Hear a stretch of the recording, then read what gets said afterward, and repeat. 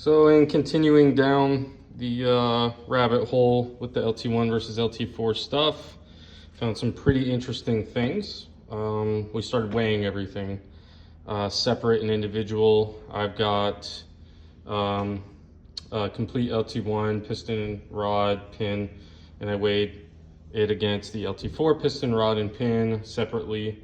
I've got the wrist pins, or the C-clips rather, in the pistons. So I've got one C-clip in the side and the other C-clip in there. So we're including the C-clips and whatever carbon is on top of the actual piston itself, because these are both fairly fresh takeouts.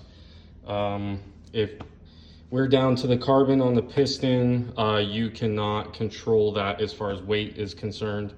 So we're gonna say that that's negligible in this case.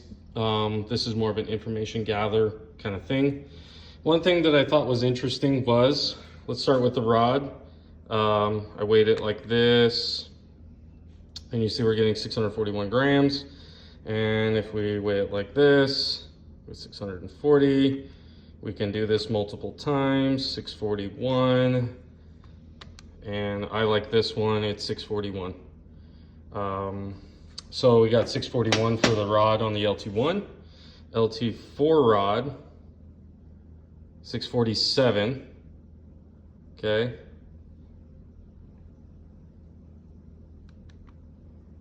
$648, $648, $648. So earlier I was getting pretty consistent 649, so there must be some plus or minus in the scale itself. So we've got 641, and what I got earlier was 649, but we're getting about 648, so we're going to say plus or minus on that. So the LT4 rod itself is 648.49 grams, no bearing, rod bolts, just a complete rod, empty. Same thing with the LT4, or the LT1 rather. No bearings, no nothing, just a complete rod all by itself. Okay, so there's the rod. Let's go with the piston now with the clips. 559, okay. Let's redo that a couple times. 559. 559. So earlier again, I was getting 558, but yeah, 559, 558, we're somewhere around there. Now the LT4, 550, 549, 549. I was getting 548 earlier, so everything's kind of, it's going to end up being the same total mass. And then the pin, 149, 148, 149, so somewhere in that range.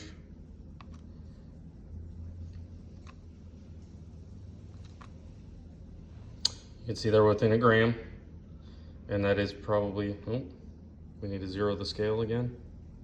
What's it doing? So something I thought was interesting was we have different weights in different areas on both the entire setups.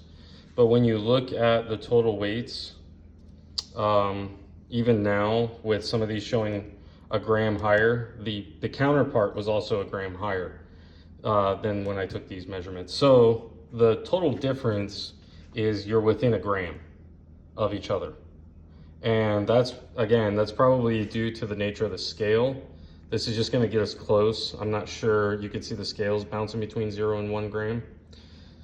So I can probably, zero the scale, but just for informational purposes, there's not like a 20 gram difference. That's what I'm mainly looking for, is something that's a significant weight difference. 1 gram could come down to the amount of carbon buildup on top of these pistons. You could see how much carbon buildup is on the LT4 versus the LT1. So you have some wiggle room. I think the pins themselves are made of a different material than the LT4 versus the LT1. You can obviously see that the LT4 is a DLC coating. So maybe that adds a gram. I don't think it does. A gram would be a lot of coating.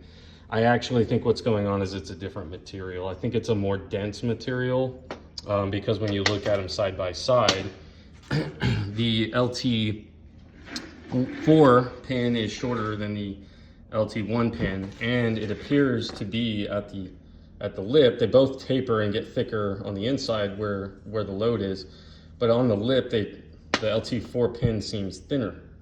So all in all, you know, they're within a gram of each other.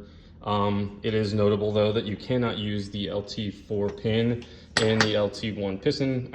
I think maybe you could. There would just be that much more wiggle room, which is kind of not ideal, right? Yeah, I just wouldn't do that. If I was gonna use the LT1 rod with an LT4 piston, I would just make sure that I have an LT4 pin with that piston because of the DLC coating that's on the pin itself. It's self-lubricating. You know, you guys look up DLC. It's got a lot of bonuses as far as lubrication is concerned. It's going to make sure that when this gets under some extreme loads, it's going to make sure that it doesn't bind as the rod tries to articulate back and forth, which can put undue pressure side to side on the rod, that kind of stuff. You just want to make sure everything is lubricated properly and remains free floating. So DLC is a good way to do that. They didn't really do that on the LT1 because of the you know, the intended use that GM put together for it. But all in all, I would say that as far as balance is concerned, these are two random takeouts. I didn't pick the closest ones. I've got a box of LT1 pistons and rods and a box of LT4 pistons and rods, and I just picked two, and they came within a gram of each other. Now, this isn't like a super precise machine or anything like that, but like I said before, just looking for, you know, is there a 50 gram difference? Is there a 100 gram difference? And there isn't. So pretty interesting.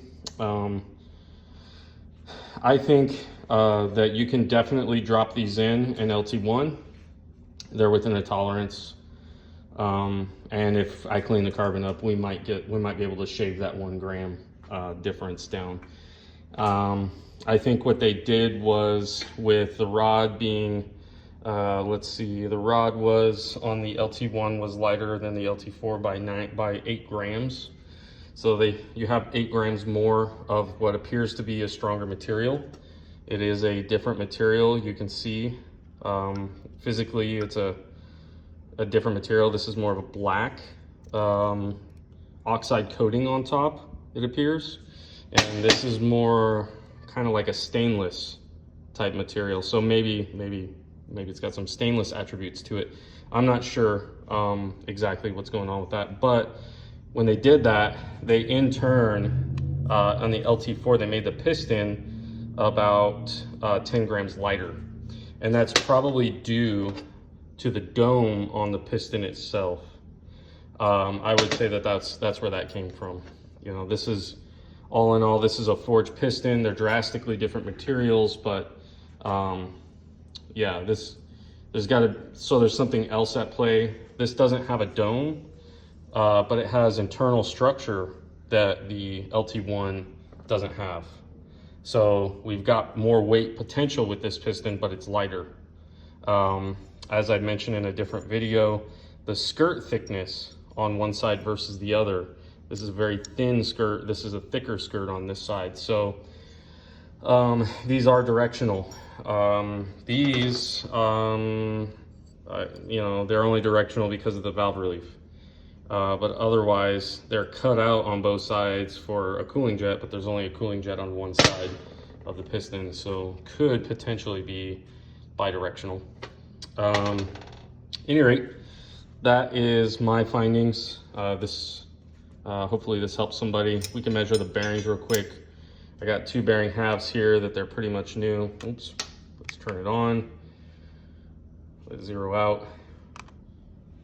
41 grams in the bearings. So that's going to be the same in both.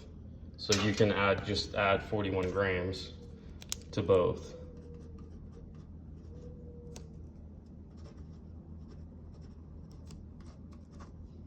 because they share the same bearing. So that's why I took the bearing out. I didn't want to see what the bearing was going to give us. I didn't really care. I want to know what the raw rod is going to be. So if you're doing this, mix and matching an LT1 rod with an LT4 piston is going to give you the lightest setup.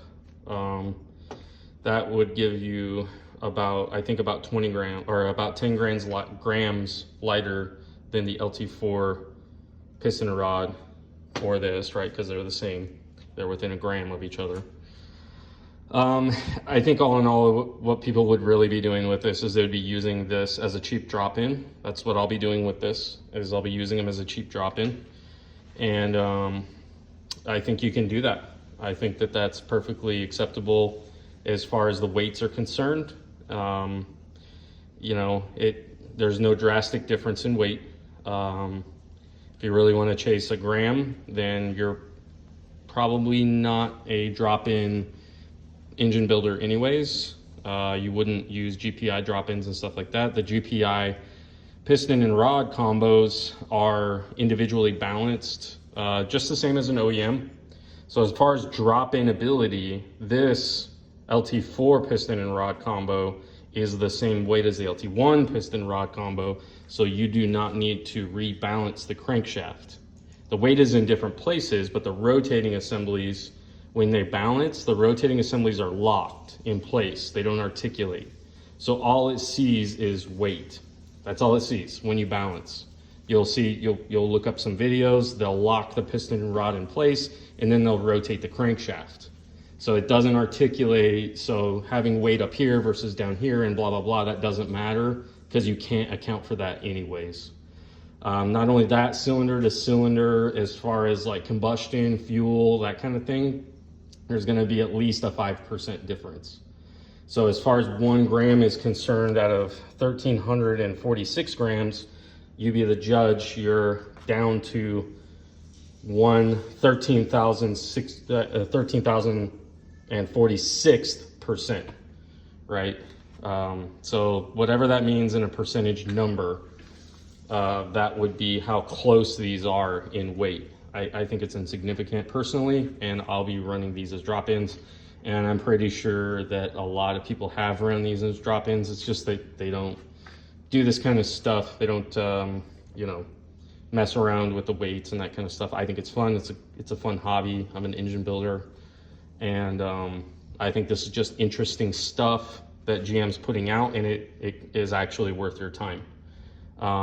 When you set this up correctly with the correct piston to wall, which I have measurements for, the LT4 piston is actually 1.5 thousandths smaller than the LT1 piston. Because the LT4 piston is forged and that's hypereutectic, that doesn't expand like this one does. But even still, with the extra clearance that you'll have dropping this into an LT1 block, you still want to make sure that you have enough piston and wall clearance for the application that you're building. Because GM builds this for 650 horsepower, they build the clearances for 650 horsepower. That means bearing clearances are tighter. About 1,000th is what GM shoots for on bearing clearance, which is probably why they're coating the bearings. It's very tight. You want around 2 to 2.5 thousandths if you're a race car. You want more oil film in between the bearing and the crank itself to give you more cushion. You want more space. And likewise with the piston, you want more piston to wall because you're going to be adding more heat, causing this piston to expand more. So I'm going to shoot for about 4 thousandths piston to wall, 2 thousandths bearing gap, and then we'll just do the normal thing that we do with ring gap, which is what I do on these motors. I run 7.5 thou times bore, so that would be 4.065 times 0.007, and that'll give me, or 0.0075, that'll give me my top ring gap, and then times 0.008, which would give me my bottom ring gap. So they're going to be somewhere in the 30 thousandths range, but maybe like 28 and 30 or something along those lines. That seems to work out pretty well. I've been building engines for since 2000. 9, and I did it for a few race shops. I was their dedicated engine builder, and then also professionally at Caterpillar. I did a lot of engine building and design for Caterpillar, and I just like to do it on my own because I have those skills. I like to do this kind of stuff on my own with my own kind of tinkering and my own toys. Hopefully this helps somebody. This was a cloudy subject that I found with the LT family. Everybody's saying that the two rods weigh identical, even though blah, blah, blah. No, the two rotating assemblies weigh identical. It's the piston, the rod, the pin, all that stuff that they've changed. And it's actually quite astronomical, to be honest, because what a manufacturer will try to do is they'll try to have one machine do both. So if they're doing balancing on a crank, piston, and rod setup, they're gonna run the same balancing machine for this Lt1 as this Lt4, and then you have a certain plus or minus. And that's just how OEMs do. Even though these engines are hand-built and these engines are not, these raw parts have to meet a certain QA process, or quality control process, QC process. And that's what you do as a big manufacturer to make sure that you retain some kind of consistency in your product so that your engine builders can actually put this thing together, whether it's a robot or it's actual human that puts together the Lt4s. These are all hand built, or that's what I read anyways. So that could be wrong too, but I think all the Lt4s are all hand built. But you want productivity. They're hand built. They have a lot more attention, a lot more eyes on them. They can catch defects and stuff like that that a machine can't, but they also need to make money as a company. So this is how you do that. You make them the same size, you make them machine the same way, you undersize the piston, you leave this piston at whatever size you want, and then you machine the two blocks identically, you balance the two blocks identically, they run the same crank, the Lt4 runs a different counterbalance material, but not a different counterbalance weight. So they use a different material in the crank. It probably has to do with helping with harmonics. Not necessarily a bad thing. If you run ATI damper, you can get rid of the harmonics anyways, but they're using material from the factory because it's cheaper to shove a slug in than to make two drastically different dampers. The dampers are different between the two engines, but it's to accommodate the blower. It's not to accommodate the vibration differences because of the added horsepower. We do that in the aftermarket world with ATI dampers or fluid damper, which is very common, which is what this engine's gonna get. So I think that with the cranks being the same forging material and the rotating assemblies as the same balance, this will be a pretty easy slap together kind of thing for most at-home engine builders or hobby engine builders or whatever you want to call it. And it'll be a pretty reliable setup all in all. Yeah, like I said before, hopefully this helps somebody. And there's the final numbers that I got. There you go.